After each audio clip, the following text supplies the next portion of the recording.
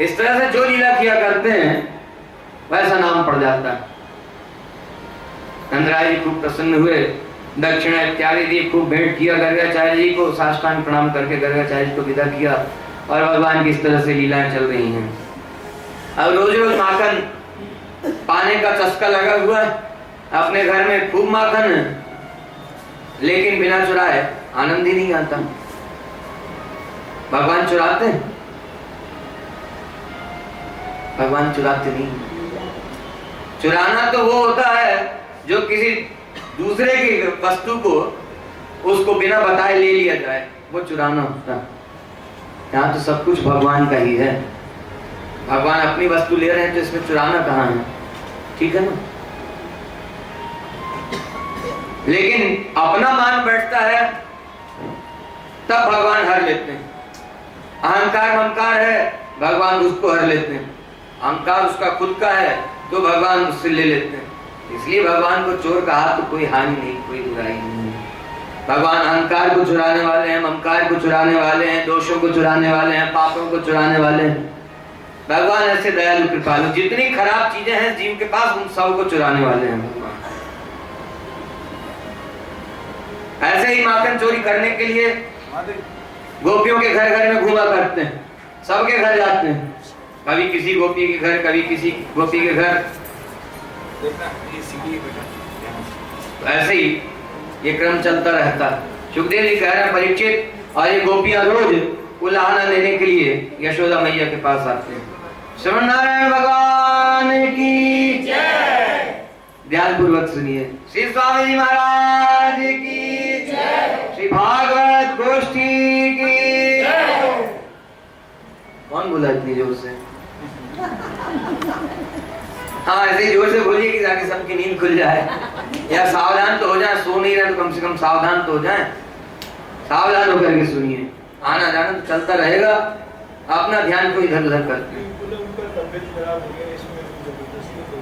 सुखदेव जी कह रहे हैं परीक्षित, रोज अलग अलग गोपियों के घर में माखन चुराने के लिए जाया करते हैं। सब ग्वाल वालों को संग में लेकर के जाते हैं और गोपियां रोज उलाहना लेने के लिए आती हैं यशोदा मैया के पास। रोज आकर के कहती हैं तुम्हारे लाला ने हमारे घर में माखन चोरी की है। यशोदा मैया कह देती नहीं, हमारे लाला ने माखन चोरी नहीं की। हमारे लाला के घर में माखन कम है क्या पाने के लिए जो चुराने की जाए? अब रोज रोज शिकायत मिलती है। एक दिन मैया ने पूछ लिया, लाला ये रोज रोज हमें उलाहना सुननी पड़ती है, शिकायत सुननी पड़ती है तुम्हारी, क्यों माखन चुराते हो? कहा मैया हमने नहीं चुराया माखन। फिर कहा ये सब झूठ बोलती हैं, हमें देखने के लिए आती हैं। यशोदा मैया समझा करके भेजी, सुन लिया, जाओ आप शिकायत नहीं करना झूठी। जब देखो तब चली आती हो मैया मैया मैया, यशोदा मैया चिल्लाते हुए परेशान कर रखा है। अरे हमारे लाला ऐसे नहीं है, हमारे लाला के पाने के लिए बहुत माखन है घर में। और फिर कभी यशोदा मैया अकेले में समझाती लाला को, लाला क्यों ये सब करते हो? अरे अपने घर में तो माखन है, जितना पाना है पाओ ना, क्यों दूसरे के घर में जाकर के चोरी किया करते? तुम्हारे कारण हमको कितनी बातें सुननी पड़ती हैं। हाँ मैया हम माखन नहीं चुराते हैं, सब झूठ बोलती हैं और बातों में बहला दिया करते हैं मैया को। इस तरह से रोज माखन चोरी की लीला चल रही है। एक दिन प्रातः काल के समय, ब्राह्म मुहूर्त के समय में यशोदा मैया उठ करके दही मथ रही हैं। कन्हैया के लिए माखन निकालना है। कन्हैया सो करके उठेंगे, जागेंगे तो माखन मिश्री पाएंगे। माखन निकाल रही है ताजा ताजा, दही मथ रही हैं और क्या कर रही है? साथ में मन से कृष्ण कन्हैया के स्वरूप का और कृष्ण कन्हैया की लीलाओं का स्मरण कर रही हैं। मुख से कृष्ण कन्हैया के जिन लीलाओं का स्मरण कर रही हैं उन्हीं को गा रही हैं और हाथ से क्या कर रही हैं? दही मथ रही हैं। किसके लिए? कन्हैया के लिए माखन निकालना। इस तरह से कन्हैया की सेवा में लगी हुई हैं। हाथ में चूड़ियां पहनी हुई हैं, वो चूड़ियां बज रही हैं, बड़ा मधुर शब्द हो रहा है और कृष्ण कन्हैया की लीलाओं का गान जो मुख से कर रही हैं उसके साथ उन चूड़ियों की आवाज होकर के, घुंघरू की आवाज होकर के बड़ी मधुर लग रही है। ऐसा लग रहा है जैसे गान के साथ साथ में वाद्य यंत्र भी बज रहे हैं, बड़ी सुंदर आवाज हो रही है। ऐसे कृष्ण कन्हैया के लिए माखन निकाल रही है। ऐसे ही भगवान की सेवा करना, मन वचन कर्म से भगवान की दासता करके, मन वचन कर्म से भगवान का दास होकर के, मन वचन कर्म से भगवान की सेवा करना। केवल कर देने मात्र से, कभी कभी हम लोग काम पूरा कर देते हैं ना, भगवान की सेवा करनी है कर दी और अपने काम में लग गए, है ना, होता है नहीं। मन लगा करके भगवान की सेवा कीजिए, और जब भगवान की सेवा करें तब उसके अलावा और कहीं ध्यान होना नहीं चाहिए, ठीक है ना। लेकिन हम लोग कैसे करते हैं सेवा? भगवान के मंदिर में गए, आज लेट उठे हैं, जल्दी से जैसे तैसे नहाए, कपड़े बदले, तिलक भी नहीं धारण किया, बस जल्दी से गए, साफ सफाई की नहीं, दीपक लगाया नहीं, अगरबत्ती लगाई नहीं, भगवान को उठा के बिठा दिया। इतने में आवाज आई चाय के लिए, चाय दो। चाय लेने चले गए, चाय पीने चले गए, चाय पीते पीते 1 घंटा बीत गया। क्यों? क्योंकि चाय पीते समय तो कोई भगवान की चर्चा करता नहीं, चाय पीते समय तो हाँ गॉसिप करते हैं। याद रहेगा, इसलिए इस शब्द का प्रयोग किया था उस दिन की, गॉसिप करते हैं। गप मारना बोलते तो किसी को याद नहीं रहता, गॉसिप बोला तो याद है। अच्छी बात है, बात को समझना है, उद्देश्य ये है, बात समझिए, किसी भी तरह से समझिए। मतलब चाय का कप लेकर के बैठे हैं, एक दूसरे की बुराई कर रहे हैं या बात कर रहे हैं, देखो उनके यहाँ इतना अच्छा हो गया, उनके यहाँ ऐसा है, उनका बेटा ऐसा, और हमारे यहाँ देखो उनकी बहू इतनी अच्छी, हमारी बहू को देखो, उनकी सासू इतनी अच्छी, हमारी सासू को देखो। अपना हर किसी को बुरा लगता है, अपना बेटा बुरा, अपनी सास बुरी, अपनी बहू बुरी, अपनी भाभी बुरी, अपने पिताजी बुरे, अपना सबको बुरा लगता है ना, है ना। सिर भी हिला रहे हैं, सावधान हो जाना आप लोग।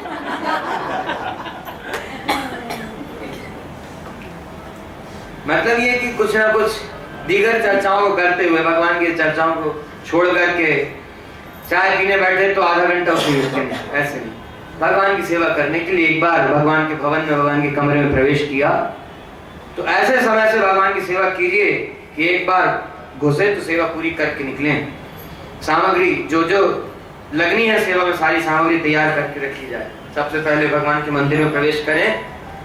भगवान की सेवा का क्रम कैसा, उसको समझना चाहिए। सबसे पहले भगवान के मंदिर में प्रवेश किया, साष्टांग प्रणाम करके और भगवान से निवेदन करके कि आपकी सेवा के लिए आपके कमरे में प्रवेश हो रहे हैं, कृपा करके सेवा स्वीकार कीजिए, अपनी सेवा दीजिए। दीपक लगाया, अगरबत्ती लगाया, भगवान के कमरे में साफ सफाई की। उसके बाद जो जो सामग्रियां लगनी है भगवान को स्नान कराने के लिए, जल भोग लगाने के लिए, यदि गरम भोग लगाने की इच्छा है कि तुरंत बना करके भगवान को गरम गरम भोग लगाए तो फिर वो बाद में किया जाए, या बना करके तैयार किया जाए तो भगवान को उठा करके बैठाने के पहले कर लिया जाए। भगवान को उठा करके विराजमान कीजिए और आचमन इत्यादि यदि कराते हैं, यदि वैसी सेवा है, पंचपात्र की सेवा है घर में, तो आचमन इत्यादि करा के पहले भगवान को पवा दीजिए। और पवा नहीं चाहिए, बाल स्वरूप में बैठे ना भगवान हमारे घर में, लाला है, तो भगवान को पहले उठा करके कुछ पवाइए। आवश्यक नहीं है कि कोई गरम सामग्री ही पवानी, सूखी सामग्री, मेवा भोग लगा सकते हैं, या और कुछ जो सूखी सामग्री बना करके मीठे में रखी जा सकती है, नमकीन मीठा दोनों भोग लगाने की इच्छा जो रख सकते हैं, वो सूखी सामग्री बना करके तैयार है। भगवान को उठा करके आचमन इत्यादि करा करके भगवान को भोग लगाइए। लेकिन ऐसा नहीं, ठंडी का समय, अब आप क्या ठंडी नहीं पड़ती तो आप समझेंगे नहीं, लेकिन भाव रखना चाहिए। यदि मौसम ऐसा है, ठंडी होती है आपके देश में, आपके शहर में, तो ऐसा कीजिए। फिर ठंडी का समय भगवान को उठा के ऐसे ही नहीं बिठा देना, अपने को ठंडी लगती है तो भगवान को भी लगती है, अपने बच्चे को लगती है तो भगवान को भी लगती है। भगवान को उठा करके बिठाइए, गर्म वस्त्र ऊन का, मखमल का, जो भी हो धारण कराइए, टोप धारण कराइए। और बहुत ज्यादा ठंड होती है तब भगवान को मोजे भी धारण कराए जाते हैं, स्वेटर भी धारण कराया जाता है, कंटोप भी पहनाया जाता है, शॉल उठाई जाती है। और बहुत ही ज्यादा ठंडा है जिसके यहाँ, उसके यहाँ पर रूम हीटर भी होना चाहिए भगवान के लिए।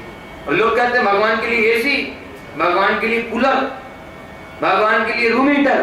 क्या देखो जिसकी भगवान को कहीं ठंडी लगती है, भगवान को कहीं गर्मी लगती है। भाव की बात है, भाव ऐसा रखेंगे तो भगवान सेवा भी वैसे ही लेंगे।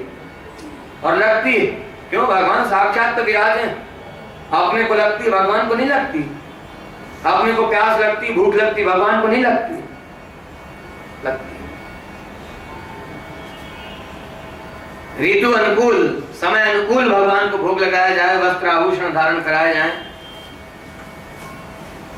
भगवान को भोग लगा दिया, उसके बाद फिर भगवान को स्नान कराना है तो स्नान के लिए जल कैसा होना चाहिए, सुगंधित। जैसे अपने लिए पता नहीं क्या क्या मिला करके नहाने के जल को सुगंधित बनाते हैं। क्या क्या मिलाते हैं? कुछ नहीं मिलाते। अरे आप लोग नहीं मिलाते, बाकी सुविधा तो सब है, कोई कोई तो मिलाते ही हैं। तमाम तरह के सेंट, परफ्यूम्स हैं, पानी में मिला करके उसको सुगंधित बनाते हैं। और नहीं तो कम से कम सोप तो ऐसे ही चाहिए कि नहाने के बाद भी महकता रहे। चाहिए कि नहीं? और उसके बाद स्नान करके बाहर निकले तो स्प्रे करते हैं, डिओड्रेंट, परफ्यूम। भगवान के लिए स्नान का जल तैयार करना, लौंग, इलायची। ठंडी का समय है तो लौंग इलायची के साथ में जायफल, जायपत्री भी थोड़ी थोड़ी, बहुत ज्यादा नहीं, केसर, ये सब मिलाकर के पीस करके जल तैयार किया जाए। फिर उसमें बिल्कुल जरा सा कणिका मात्र थोड़ा सा कपूर छोड़ दें। और ऋतु अनुकूल जो इत्र है, इतर जिसको बोलते हैं आप लोग, इतर उंगली में, हाथ में थोड़ा सा लगा के उस जल में स्पर्श करा दीजिए सुगंध के लिए। फिर उसके बाद जो भी थाल है, जो पात्र है जिसमें भगवान को विराजमान करके स्नान कराएंगे, उसमें तुलसी पत्र रखिए, भगवान को विराजमान कीजिए और फिर भगवान को स्नान कराइए। स्नान कराने के बाद, ठंडी का समय है तो जल गुनगुना होना चाहिए, ठीक है ना। गर्मी का समय है तो ऐसा नहीं कि बर्फ डाल करके स्नान कराएं, जो जिसको आप नॉर्मल वाटर बोलते हैं, सामान्य जल जो है उससे। लेकिन उसमें भी गर्मी के समय में भी जल तैयार करते हैं तो लौंग, इलायची, केसर, हल्का सा कपूर और इतना तो रहता ही। जायफल, जायपत्री जो है गर्मी के समय में नहीं डालेंगे, चलेगा। गुनगुने जल से भगवान को स्नान कराया। कोमल वस्त्र होना चाहिए भगवान के श्रीअंग में, जो जल लगा हुआ है उसको सुखाने के लिए, भगवान के श्री विग्रह को पोंछने के लिए कोमल वस्त्र हो। भगवान के हर अंग प्रत्यंग में लगा हुआ जो जल है उसको सावधानी पूर्वक ध्यान देकर के जल को सुखाया जाए। उसके बाद भगवान को वस्त्र धारण कराइए। फिर भगवान के ललाट पर, माथे पर तिलक धारण कराया जाए। कौन सा तिलक? भगवान को ऊर्ध्वपुंड तिलक धारण होता है, जो भगवान विष्णु का, भगवान नारायण का तिलक है वो।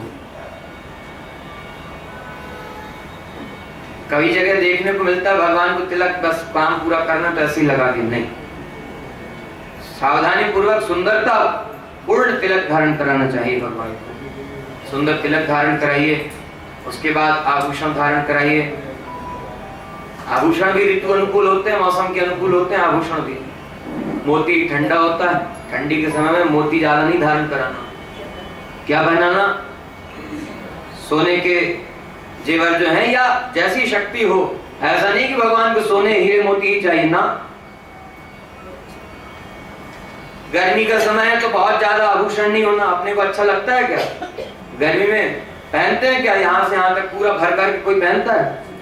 अब तो कभी नहीं पहनते। भगवान को हल्का आभूषण धारण कराना, ठंडी में थोड़ा अधिक है तो चलेगा। सुगंधित इत्र लगाया जाए। इत्र ऐसा नहीं, आजकल केमिकल वाला इत्र आ रहा है, उस थोड़ा सा यहाँ छुआ करके देखेंगे तो जलन होती है। जो केमिकल वाला है जो बहुत तीखा लगता है सूंघने में, वो नहीं। जो तेल का बना हुआ इत्र है, जो सही में इत्र है, परफ्यूम नहीं, इत्र, वो भगवान को धारण कराया जाए। और ऐसा नहीं कि बढ़िया लेके और भगवान के नाक में रगड़ दिया, वस्त्र में रगड़ दिया। हाँ, कई लोग एकदम ऐसे लगाते हैं, उंगली में लिया और भगवान के नाक में बिल्कुल ऐसे लगा देते हैं। ऐसे उंगली में थोड़ा सा लगा करके, हाथ में थोड़ा सा लगा करके, या वस्त्र में, रुमाल में, नैपकिन में थोड़ा सा लगा करके भगवान को सुंघा देना है। सबसे बढ़िया है रुई का खोआ लीजिए, उसमें इत्र लगाइए, भगवान को सुंघाइए और भगवान के पास ही रख दीजिए। भगवान को सुगंध आती रहेगी। उसके बाद भगवान को भोग लगाइए, जो भी सामग्री भोग लगाने की इच्छा। सात्विक होना चाहिए, बिना प्याज लहसुन का हो। प्याज लहसुन बड़ी तामसिक चीज है, बुद्धि खराब करती। और बुद्धि तामसिक होगी तो भगवान के भजन में, भगवान की सेवा में मन नहीं लगेगा। इसलिए तामसिक पदार्थ भगवान को भोग नहीं लगाना। खूब तेज मिर्च मसाला खटाई वाला भगवान को भोग नहीं लगाना। जो अच्छा लगे पाने में, अपने स्वाद के अनुसार नहीं, सुरुचि के अनुसार नहीं, सुनीति के अनुसार जो अच्छा है पाने में, वो भोग लगाना। ठीक है ना? याद आ गया सुरुचि और सुनीति? सुनीति के अनुसार, अच्छी नीति के अनुसार जो अच्छा है भगवान को भोग लगाने में, जो भगवान को रुचिकर होगा, जो भगवान को पाने में अच्छा लगे, ऐसा होना चाहिए। दूध भोग लगाएं तो यदि शक्ति है तो जो जो दूध के मसाले डालते हैं, बादाम, पिस्ता, किस करके, थोड़ी सी केसर, जरा सी इलायची, यह सब मिलाकर के भगवान को दूध भोग लगाया जाए। और जो कुछ भोग लगाने की सामग्री, जो इच्छा हो, अपनी शक्ति अनुसार भोग लगाना चाहिए। जितना कर सकते हो उतना कीजिए। और उसके बाद, भोग के बाद भगवान की आरती करना। कई लोग क्रम भंग करते हैं, इसका ध्यान रखना जरूरी है। क्रम से होना चाहिए। आरती कीजिए। भगवान के लिए पुष्प की माला बनाकर के यदि पहले रख लें तो ज्यादा अच्छा है। पुष्प उपलब्ध हैं तो माला धारण कराइए, या बाजार से ला करके भगवान को माला पहना सकते हैं तो वो पहनाइए। ये सब श्रृंगार के समय हो जाना चाहिए।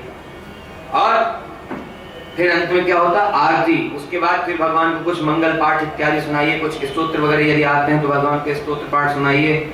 नहीं तो कम से कम कोई भी भगवान के नाम का कीर्तन ही भगवान को सुना दीजिए। भगवान के गुणों का कीर्तन जिस पद में हो वह सुना दीजिए। छंद पाठ इत्यादि कर सकते हैं, जिसमें भगवान के रूप, गुण इत्यादि का वर्णन हो, भगवान के नामों का वर्णन हो, वह भगवान को सुनाना। 2 मिनट भी सुनाए तो भगवान की प्रसन्नता के लिए 2 मिनट भी सुनाना चाहिए। और उसके बाद भगवान को साष्टांग प्रणाम करके फिर अपने जो नित्य कार्य हैं उन सब में लगे। ऑफिस जाना है, दुकान जाना है, नौकरी के लिए, व्यापार के लिए, स्कूल के लिए, कॉलेज के लिए, जहां भी जाना। और ऐसा नहीं है कि किसी एक को ही सेवा करना है, क्योंकि कहीं कहीं देखने को मिलता है एक की ड्यूटी बंधी हुई है, वही सेवा करेगा, माता जी सेवा करेंगी तो वही करेंगी। नहीं करने की स्थिति में है तो उतने दिन भगवान को भोग ही नहीं लगता ठीक से। उतने दिन भगवान को क्या भोग लगता है? मिश्री और इलायची के दाने। नहीं, ऐसा नहीं। हाँ, ये ठीक उस समय की स्थिति की बात अलग है। यदि नहीं कर सकते, बहुत ही परिस्थिति ऐसी है जिस समय भगवान का स्पर्श नहीं करना, छूना नहीं, और कोई करने वाला है नहीं घर में, तो उस समय में यदि नहीं कर पाए हैं, यदि हो सके तो पहले ही भगवान को भोग के लिए विशेष सामग्री, थोड़ा सा सूखा मेवा और सूखी सामग्री विशेष रूप से थोड़ा अधिक रख दी जाए। और यदि ये नहीं कर पाए हैं तो मन से भगवान की सेवा करने में कोई हानि नहीं है। किसी भी स्थिति में हो, अशुद्ध अवस्था में हो, भगवान को नहीं छू सकते हो, सूतक में हो, कुछ भी हो, सूतक के समय में ये प्रश्न कई बार करते हैं, सूतक के समय में भगवान की सेवा कैसे हो? तो जो भगवान में प्रेम रखने वाला हो, ऐसे के पास भगवान को पधरा दिया जाए वहां भगवान की सेवा होती है, लेकिन उस समय में भी मन से भगवान की सेवा नहीं छोड़ना, मन से अपने भगवान की सेवा करते रहना, मन से भोग लगाते रहना। जिस समय जो सेवा होनी है, जिस समय स्नान होना है मन से करा दिया जाए, जिस समय भोग लगना है मन से पवा दिया जाए, जिस समय माला धारण होनी है, वस्त्र धारण करना, मन से सब करें। और यदि ये नहीं संभव है, जो प्रेमी नहीं हो उसके यहाँ भगवान को नहीं पधराना, जो भगवान की सेवा करने का अधिकारी नहीं है उसके यहाँ भगवान को नहीं पधराना। फिर भगवान अपने घर में ही ठीक है, वहीं विराजने दीजिए उनको, मन से करते रहिए, ठीक है ना, मन से करते रहिए, मन से सेवा कभी नहीं छोड़ना। इस तरह से भगवान की सेवा करनी है। मतलब हम लोग भगवान की सेवा में लापरवाही ना करें, यदि कहीं गड़बड़ी है तो इसको सुधार करना है, ठीक है ना। श्रीमन नारायण भगवान की जय, श्री स्वामी महाराज की जय, भागवत गोष्ठी की जय। तो यशोदा मैया मन वचन कर्म से भगवान की सेवा कर रही है, मन वचन कर्म से। ऐसे ही मन वचन कर्म से, मुख से भगवान के नामों को, भगवान के गुणों को गा करके भगवान की सेवा करना है, हाथ से भगवान को भोग लगाना है, बना करके कुछ सामग्री वस्त्र पहनाना है, भगवान के श्री अंग में तेल मालिश करना है। करते हैं कोई? कभी कभी कर सकते हैं यदि चाहें तो, सुगंधित तेल से करना, ऐसा नहीं बाजार का कोई भी तेल ले आए और सुगंधित तेल होना चाहिए। तो कभी चाहे यदि इच्छा हो तो भगवान की तेल मालिश कर सकते हैं, भगवान के श्री अंग में तेल लगा करके हल्के हल्के हाथ से मालिश करें, जैसे बच्चे की कोमल हाथ से करते हैं। और उसके बाद फिर सूखे वस्त्र से भगवान के श्री अंग में लगा हुआ जो तेल है, इत्र है, उसको मूछ लेना। भगवान की मालिश जितना करेंगे भगवान के उतना ही कम है, और ये सब भगवान की प्रसन्नता के लिए है। तो कहने का मतलब कि हाथ से भगवान की सेवा, मुख से भगवान की सेवा, आंख से भगवान का दर्शन, भगवान की सेवा, मन से भगवान का स्मरण, भगवान की सेवा, हर तरह से भगवान की सेवा करनी। कान से भगवान के नामों को सुनना, भगवान के गुणों को सुनना, ये भी भगवान की सेवा। भगवान को प्रिय लगने के लिए, भगवान की प्रसन्नता के लिए जो कुछ किया जाता है वो सब भगवान की सेवा। ऐसे मन वचन कर्म से, शरीर से, सारी इंद्रियों से भगवान की सेवा करनी चाहिए, निष्काम भाव से। व्यापार नहीं करना भगवान के साथ, पिता के साथ व्यापार नहीं होता है, ठीक है ना। भगवान की सेवा करके उसके बदले में कुछ चाह तो ये क्या होगा? व्यापार, बिजनेस नहीं, व्यापार नहीं करना भगवान के साथ, निष्काम भाव से भगवान की सेवा करना।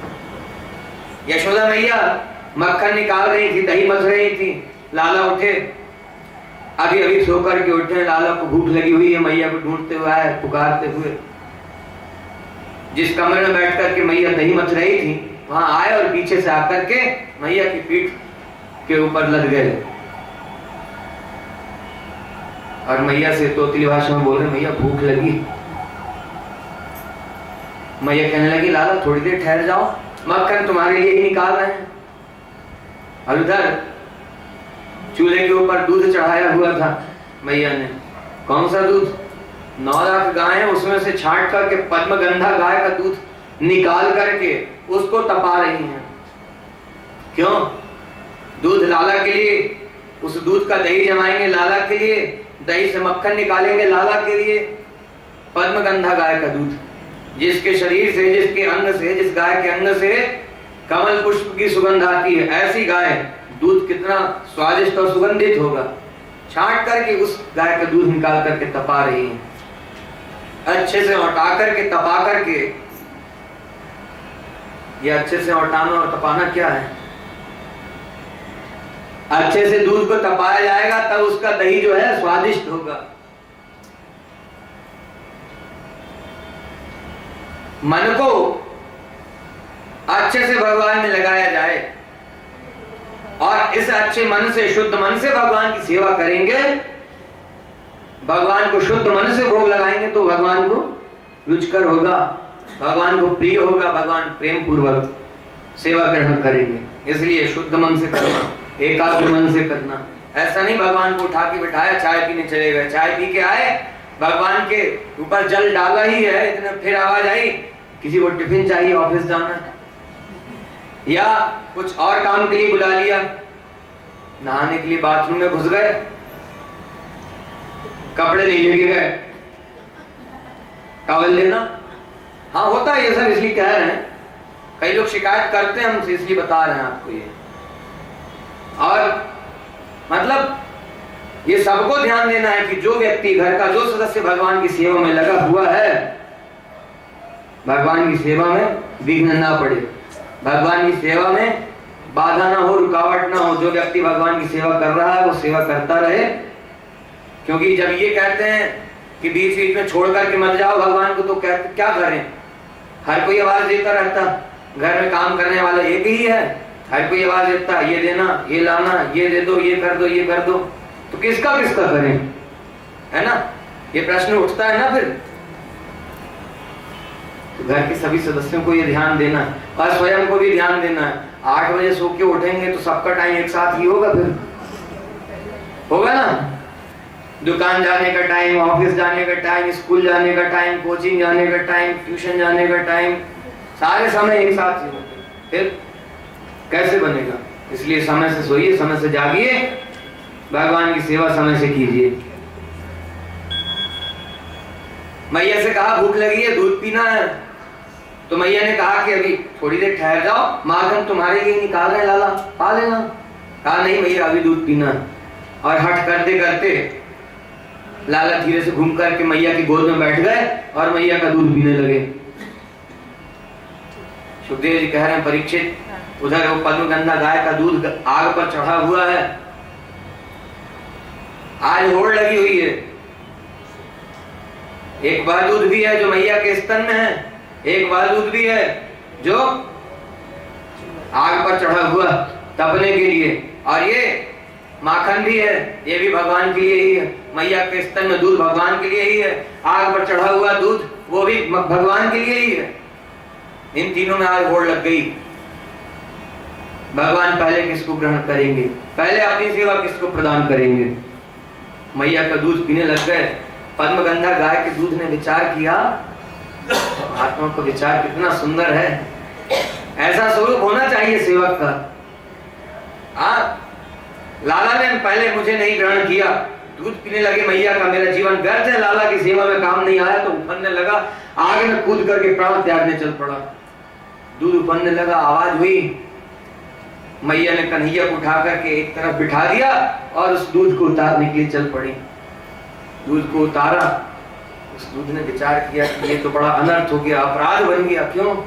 कन्हैया को, लालो को भूख लगी हुई है, एक तो उनको कष्ट हुआ, दूसरा वह दास जो भगवान की सेवा कर रहा था उसकी सेवा में विघ्न पड़ गया हमारे कारण,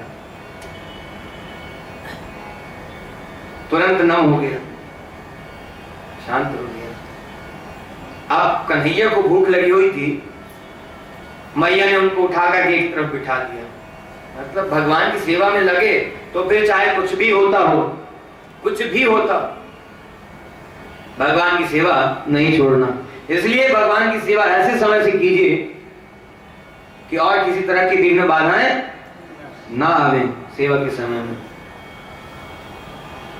कन्हैया को क्रोध आ गया, मैया ने दूध नहीं पिलाया, भूख लगी हुई थी, क्रोध आ गया।